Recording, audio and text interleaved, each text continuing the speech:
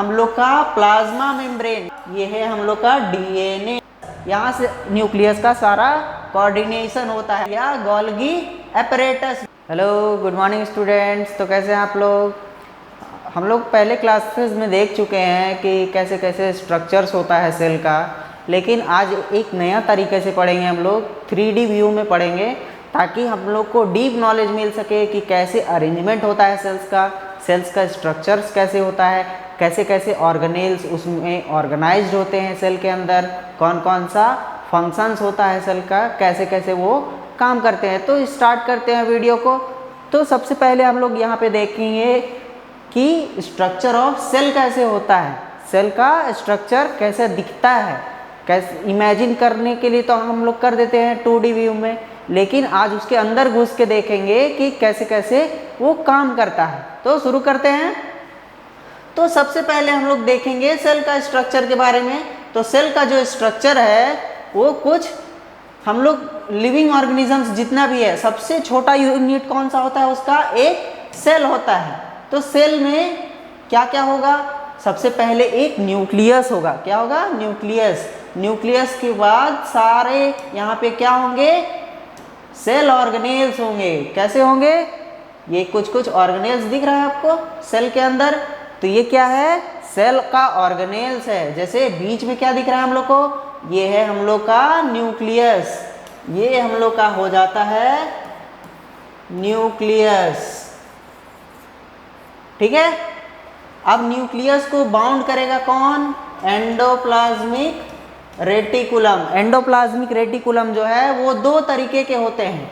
Endoplasmic reticulum जो है वो दो तरीके के होते हैं। एक होता है स्मूथ एंडोप्लाज्मिक रेटिकुलम और एक होता है रफ एंडोप्लाज्मिक रेटिकुलम। तो स्मूथ एंडोप्लाज्मिक रेटिकुलम जो है हम लोग का, वो उसमें राइबोसोम्स अटैच नहीं होते हैं, इसीलिए उनको बोला जाता है स्मूथ एंडोप्लाज्मिक रेटिकुलम। वहीं पे अगर RER को देखें, मतलब रफ एंडोप्लाज्मिक रेटिकुलम को देखें, तो इसमें राइबोसोम्स अटैच होते हैं, इसीलिए इसका सरफेस क्या हो जाता है? रफ हो जाता है। जो क्या काम करता है? प्रोटीन को मैन्युफैक्चरिंग करने के काम आता है, तो इसीलिए इसको बोलते हैं क्या? Rough endoplasmic reticulum. और ये जो स्ट्रक्चर्स दिख रहा है आपको, ये सब क्या है? माइटोकॉन्ड्रिया। माइटोकॉन्ड्रिया क्या है? ये है powerhouse of the cell. Powerhouse of the cell मतलब यहाँ पे ATP जनरेट होता है, मतलब सेल को काम करने के लिए एनर्जी का प्रोडक्शन कहाँ होगा? ये है हम लोग का माइटोकॉन्ड्रिया में। आगे बढ़ते हैं वीडियो में। तो यहाँ हम लोग को दिखेगा हम लोग का प्लाज्मा मेम्ब्रेन। क्या दिखेगा? सेल मेम्ब्रेन, इसी को बोलते हैं प्लाज्मा मेम्ब्रेन। ये जो दिख रहा है ना, ये क्या है? हम लोग का प्लाज्मा मेम्ब्रेन। Plasma membrane. अब प्लाज्मा मेम्ब्रेन का काम क्या है? ये हम लोग का प्लाज्मा मेम्ब्रेन जो है या सेल मेम्ब्रेन जो है वो सेपरेट करता है सेल्स को आउटर इन्वायरमेंट से, ताकि वो बच सके। जैसे हम लोग का सेल्स है, तो हम लोग का सेल्स कैसे बचा हुआ रहता है आउटर इन्वायरमेंट से? क्योंकि उसमें एक प्लाज्मा मेम्ब्रेन होता है। मेम्ब्रेन अलग कर देता है इन्वायरमेंट से हम लोग का सेल्स को, ताकि इसका अंदर का ऑर्गेनेल्स बचा हुआ रहे। नेक्स्ट बढ़ते हैं आगे। तो हम लोग देखेंगे अलग अलग सेल ऑर्गेनेल्स है। यहाँ पे ये घूम रहा है, ये हम लोग का माइटोकॉन्ड्रिया हो गया। अब सेल्स के अंदर क्या होता है हम लोग का? न्यूक्लियस। न्यूक्लियस के अंदर क्या होगा हम लोग का? ये है हम लोग का DNA। ये है DNA। अब DNA लॉन्ग थ्रेड्स होता है, जो हम लोग का कहाँ पे होता है? न्यूक्लियस के अंदर। कहाँ होगा? न्यूक्लियस के अंदर। कुछ इस फॉर्म में हेलिकल स्ट्रक्चर्स में पाया जाएगा। कौन? DNA। ठीक है। तो DNA तो दिख रहा है। अब DNA कंडेंस होता है। क्या होता है? कंडेंस होता है।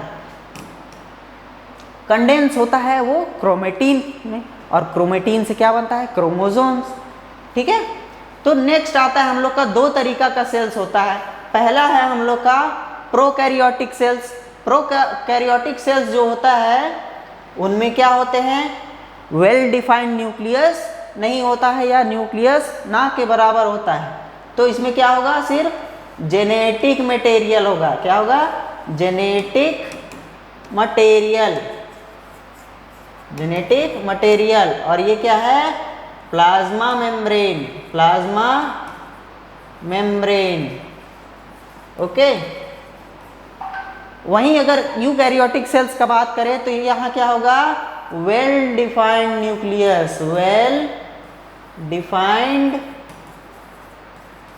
न्यूक्लियस होगा। ठीक है, तो हम लोग देखें कि प्रोकैरियोटिक सेल्स और यूकैरियोटिक सेल्स में क्या क्या डिफरेंस है। अब यूकैरियोटिक सेल्स का बात करें तो यहाँ माइटोकॉन्ड्रिया होगा, हम लोग का एंडोप्लाज्मिक रेटिकुलम होगा। तो इसके बाद हम लोग देख रहेंगे कि इसमें और क्या क्या हो सकता है। हम लोग का न्यूक्लियस होगा, उसमें क्या होगा, डीएनए होगा, और डीएनए कंडेंस्ड फॉर्म में होगा। वहीं प्रोकैरियोटिक सेल्स का बात करें तो इसमें क्या होगा, सिर्फ ये जेनेटिक मटेरियल होगा। क्या होगा, जेनेटिक मटेरियल होगा, और उसको बाउंड करके कौन रहेगा, ये प्लाज्मा मेम्ब्रेन। और बहुत सारा बैक्टीरियल सेल्स, क्या होता है, हम लोग का बैक्टीरियल सेल्स जो है वो प्रोकैरियोटिक होता है, सिंगल सिंगल, सिर्फ जेनेटिक मटेरियल होगा और प्लाज्मा मेम्ब्रेन बाउंड करेगा। ठीक है, नेक्स्ट हम लोग देखेंगे कि ऑर्गेनेल्स क्या हैं। ऑर्गेनेल्स क्या हैं, तो ऑर्गेनेल्स वो पार्ट होते हैं या वो वैसे ऑर्गन्स होते हैं सेल्स के, जो सेल्स के अंदर रह के सेल को फंक्शन करने में हेल्प करते हैं। तो अब हम लोग देख रहे हैं कि यहाँ पे क्या है, हम लोग का न्यूक्लियस है, ये हम लोग का हो गया माइटोकॉन्ड्रिया, ये हो गया हम लोग का रफ एंडोप्लाज्मिक रेटिकुलम, इसमें क्या है, राइबोसोम्स अटैच है। वहीं पे हम लोग अगर स्मूथ एंडोप्लाज्मिक रेटिकुलम का बात करें तो इसमें क्या है, राइबोसोम्स अटैच नहीं है। अब स्मूथ एंडोप्लाज्मिक रेटिकुलम किसका सिंथेसिस करेगा, लिपिड्स का, और रफ एंडोप्लाज्मिक किसका सिंथेसिस करेगा, प्रोटीन्स का। ठीक है, अब यहाँ से क्या निकलते हैं, राइबोसोम्स निकलते हैं। कहाँ से, न्यूक्लियस के अंदर से। न्यूक्लियस के अंदर क्या है हम लोग का, डीएनए। डीएनए क्या होता है हम लोग का, कंसंट्रेट होता है, किसमें, क्रोमेटिन फाइबर्स में। ये क्या है हम लोग का, क्रोमेटिन फाइबर्स। डीएनए कंडेंस होके क्या बना, क्रोमेटिन फाइबर्स। तो क्रोमेटिन फाइबर्स बना, और उसको घेरे हुए कौन रहता है न्यूक्लियस के अंदर, न्यूक्लियर मेम्ब्रेन। न्यूक्लियर मेम्ब्रेन के अंदर क्या होगा, क्रोमोसोम्स। जो क्रोमेटिन फाइबर थे वो कंडेंस होके क्या बनाएगा, क्रोमोसोम्स। तो और न्यूक्लियस के अंदर और एक स्ट्रक्चर पाया जाता है जिसको हम लोग बोलते हैं nucleolus. Centre of the nucleus is called nucleolus. यहाँ से न्यूक्लियस का सारा कोऑर्डिनेशन होता है, और यहाँ से क्या निकलते हैं, राइबोसोम्स। कहाँ निकलेगा, न्यूक्लियस से बाहर, न्यूक्लियर पोर्स है ये क्या है, न्यूक्लियर पोर्स। न्यूक्लियर पोर्स से क्या निकलेंगे हम लोग के, राइबोसोम्स। ठीक है, ये सब क्या है हम लोग का, राइबोसोम्स है हम लोग का न्यूक्लियर पोर। Nuclear pore. और ये क्या है हम लोग का, राइबोसोम्स। राइबोसोम्स कहाँ से निकल रहे हैं, न्यूक्लियर पोर से। न्यूक्लियर पोर से निकल के जाएगा हम लोग का एंडोप्लाज्मिक रेटिकुलम में। ये रफ एंडोप्लाज्मिक रेटिकुलम है जिसमें वो राइबोसोम्स जाके अटैच होगा, और उसके बाद क्या होगा, प्रोटीन्स का सिंथेसिस होगा। उसके बाद बाहर में कौन होगा, स्मूथ एंडोप्लाज्मिक रेटिकुलम होगा। ठीक है, ये क्या है हम लोग का, स्मूथ एंडोप्लाज्मिक रेटिकुलम, और अंदर वाला क्या है हम लोग का, रफ एंडोप्लाज्मिक रेटिकुलम। अब आगे बढ़ते हैं, उसके बाद हम लोग को दिखता है साइटोप्लाज्म। साइटोप्लाज्म क्या होता है, साइटोप्लाज्म वैसा हम लोग का जेली लाइक फ्लूइड होता है जो सेल्स के अंदर होता है, ताकि उसमें सारे जो सेल ऑर्गेनेल्स है वो सरवाइव कर पाएँ, उनको एक स्पेशल कंडीशन मिले ताकि वो अपना फंक्शंस को कर पाए। तो इसमें क्या होते हैं, बहुत सारे थ्रेड लाइक स्ट्रक्चर्स होते हैं जिनको बोलते हैं हम लोग माइक्रोट्यूब्यूल्स। माइक्रोट्यूब्यूल्स जैसे हम लोग के अंदर स्केलेटल सिस्टम है, हम लोग को सपोर्ट करने के लिए इसके सेल्स के अंदर भी एक स्केलेटल सिस्टम है इसको सपोर्ट करने के लिए, जिसको बोलते हैं हम लोग माइक्रोफिलामेंट्स या माइक्रोट्यूब्यूल्स, ठीक है। एंडोप्लाज्मिक रेटिकुलम में चिपक रहा है कौन? ये हम लोग का राइबोसोम्स है। क्या है? ये राइबोसोम्स। ये राइबोसोम्स निकले हैं हम लोग के न्यूक्लियर पोर से, न्यूक्लियस के अंदर से, और कहाँ अटैच हुए हैं? ये RER में, रफ एंडोप्लाज्मिक रेटिकुलम में। वहीं पे स्मूथ एंडोप्लाज्मिक रेटिकुलम में नो राइबोसोम्स हैं, कोई भी राइबोसोम्स नहीं है, नो राइबोसोम्स, ठीक है। नेक्स्ट हम लोग आगे बढ़ते हैं तो हम लोग देखेंगे कि इसमें क्या क्या होता है। नेक्स्ट हम लोग का है, हम लोग का जो प्रोटीन्स निकला, हम लोग का जो प्रोटीन्स निकला बन के, वो कहाँ जाएगा? अब हम लोग का जाएगा हम लोग का गोल्गी बॉडी में। कहाँ जाएगा? ये प्रोटीन्स जो हैं वो कहाँ जाएंगे? हम लोग के अटैच होके गोल्गी बॉडी में या गोल्गी एपरेटस में, जहाँ पे क्या होगा? उनका मॉडिफिकेशंस होगा। क्या होगा? मॉडिफिकेशंस। और ये डायरेक्टली नहीं जा सकते हैं, तो ये जाते हैं in the form of vesicles. किस फॉर्म में जाएंगे? ये मेम्ब्रेन से बाउंड होके किस फॉर्म में जाएंगे? वेसिकल्स के अंदर, ताकि इनको प्रोटेक्शन मिल सके, ठीक है। अब ये कहाँ जाएंगे? सीधा जाएंगे गोल्गी एपरेटस में, ठीक है। ये निकल के जाएंगे गोल्गी, ये हम लोग का गोल्गी एपरेटस है या गोल्गी बॉडी भी बोला जाता है इसको। तो गोल्गी बॉडी में क्या हो जाएगा हम लोग का? गोल्गी बॉडी में इनका होगा हम लोग का मॉडिफिकेशन। क्या होगा? Modification, modification of protein. किसका मॉडिफिकेशन होगा? ऑफ प्रोटीन, ठीक है। अब प्रोटीन मॉडिफिकेशन होना क्यों ज़रूरी है? क्योंकि वो नेचुरल कंडीशंस में जो प्रोटीन्स बनता है वो प्राइमरी स्ट्रक्चर्स में होता है, तो उसका फोल्डिंग होना ज़रूरी है, तभी वो फंक्शनल हो पाएगा, नहीं तो वो फंक्शनल नहीं रहेगा।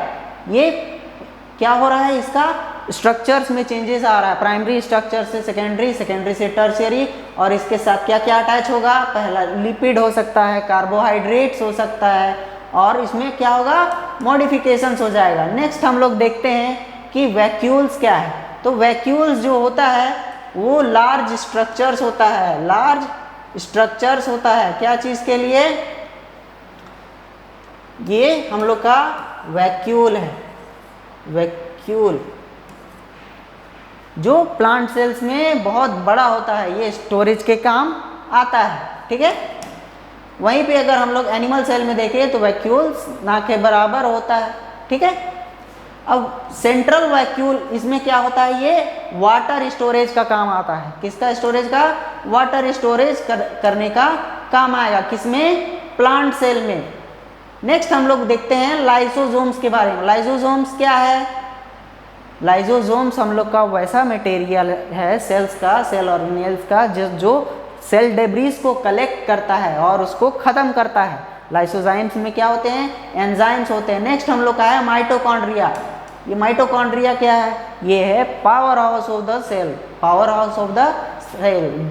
जितना भी एटीपी बनता है हम लोग का सेल में, मतलब जितना भी हम लोग का एनर्जी बनेगा in the form of adenosine triphosphate, वो कहाँ से आएगा? माइटोकॉन्ड्रिया में। माइटोकॉन्ड्रिया से हम लोग का निकलेगा एटीपी, ताकि सेल्स का रेगुलेशन हो सके। अब इसमें क्या होता है? सेलुलर रेस्पिरेशन होता है, जिससे हम लोग का एटीपी का जनरेशन होता है। ये हम लोग का एटीपी जनरेशन हो रहा है किसमें? माइटोकॉन्ड्रिया में। किसके अंदर? माइटोकॉन्ड्रिया के अंदर। अब आता है हम लोग का सेल के अंदर, ये जो दिख रहे हैं थ्रेड लाइक स्ट्रक्चर, इनको बोलते हैं माइक्रोफिलामेंट्स या माइक्रोट्यूब्यूल्स। ये क्या है? Microtubules, microtubules. ये क्या है? Skeletal of the cell, skeleton of the cell, of the cell, जो क्या करते हैं? सपोर्ट करते हैं सेल को, ताकि उसका स्ट्रक्चर मेंटेन रहे, ताकि उसका स्ट्रक्चर क्या रहे? मेंटेन रहे, ठीक है। ये कुछ ऐसे फॉर्म में होते हैं और ये थ्रेड लाइक स्ट्रक्चर्स होते हैं, जैसे एक रस्सी होता है, सारे सेल्स का पार्ट को क्या करता है, जोड़ के रखता है ताकि ये सेल्स का शेप बना रहे। वहीं अगर हम लोग प्लांट्स के केस में देखते हैं तो प्लांट्स क्या होता है, प्लांट्स के अंदर हम लोग का होता है क्लोरोप्लास्ट। क्या होता है, क्लोरोप्लास्ट सेल्स होता है।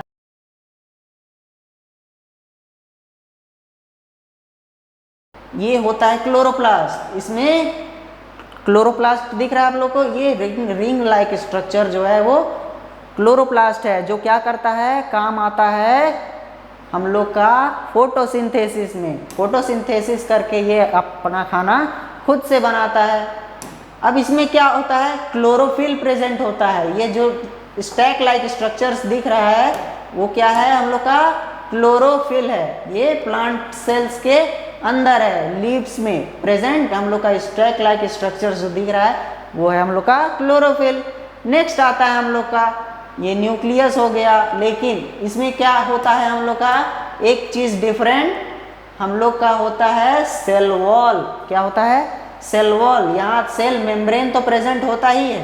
क्या होता है, सेल मेम्ब्रेन तो प्रेजेंट होता ही है प्लांट सेल्स में, लेकिन इसमें और एक एडिशन में क्या होता है हम लोग का, सेल मेम्ब्रेन भी। ये हम लोग का सेल मेम्ब्रेन हो गया और ये हो गया सेल वॉल। किस केस में, only in plants, only in plants के केस में। ठीक है, नेक्स्ट हम लोग देखेंगे कि बैक्टीरियल सेल्स। अभी तक हम लोग देख चुके हैं प्लांट सेल्स और एनिमल सेल्स के बारे में। नेक्स्ट हम लोग देखेंगे बैक्टीरियल सेल्स के बारे में कि उनमें कैसा कैसा स्ट्रक्चर्स होता है। तो बैक्टीरियल सेल्स का अगर बात करते हैं तो हम लोग को दिखता है कि उसमें क्या होता है, जैसे ये एक बैक्टीरिया का फिगर है, तो फिगर में दिख रहा है क्या, ये हम लोग का जो टेल लाइक स्ट्रक्चर्स दिख रहा है, टेल लाइक स्ट्रक्चर्स जो दिख रहा है ये हम लोग का फ्लैजिला। फ्लैजिला क्या काम करता है, मूवमेंट में किसको, बैक्टीरियल सेल्स को क्या करेगा, पुश करेगा उसको आगे की तरफ ताकि वो मूव कर पाए। जैसे ये क्या कर रहा है, फ्लैजिला का हेल्प से मूव कर रहा है, ये फ्लैजिला है। और ये छोटा छोटा स्ट्रक्चर्स इसको बोलते हैं सीलिया। क्या बोलेंगे, सीलिया। वहीं अगर एनिमल सेल्स का बात करें तो स्पर्म सेल्स जो होता है सिर्फ उसी के पास क्या होगा हम लोग का, फ्लैजिला। क्या होगा, फ्लैजिला होगा सिर्फ स्पर्म सेल्स में। ये एनिमल सेल है, animal cell. Only animal cell that possesses flagella like structure is the sperm cell। ठीक है, तो आज के लिए बस इतना ही। नेक्स्ट क्लास में हम लोग मिलते हैं एक और नए वीडियो के साथ। तब तक के लिए वीडियो को लाइक करिए और चैनल को सब्सक्राइब करिए। Bye bye.